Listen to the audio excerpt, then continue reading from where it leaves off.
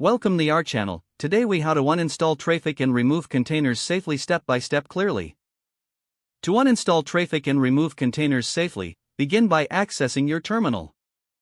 Make sure to check which containers are currently running on your system. You can do this by executing the command docker ps. Identify the Traefik container from the list. Next, stop the Traefik container using the command docker stop container_name. Replace container_name with the actual name or ID of your Traefik container. Once the container is stopped, remove it using the command docker rm container_name. For a complete uninstallation, check if there are any Traefik related images. You can list all images using the command docker images. If you see a Traefik image, remove it with the command docker rmi image_name. Again, replace image_name with the actual name of the Traefik image. If you have any associated networks, you can list them using docker network ls. Identify the network related to Traefik and remove it with docker network rm network_name. Ensure you delete any Traefik configuration files or directories if they exist on your system. Finally, confirm that all Traefik components have been removed by checking the output of docker ps and docker images.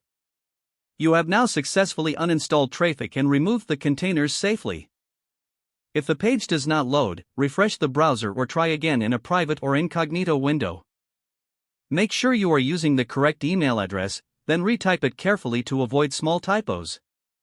If your password is not accepted, use the reset option and create a new strong password you can remember. Check your spam folder for verification or security emails, then complete any requested confirmation steps. Enable two-factor authentication if available to improve account security and reduce unauthorized access risk. After signing in, review your profile details so your contact information and settings are accurate and current.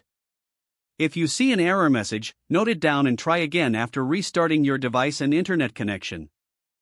Log out when you finish, especially on shared devices, to keep your account and payment information secure. If the page does not load, refresh the browser or try again in a private or incognito window.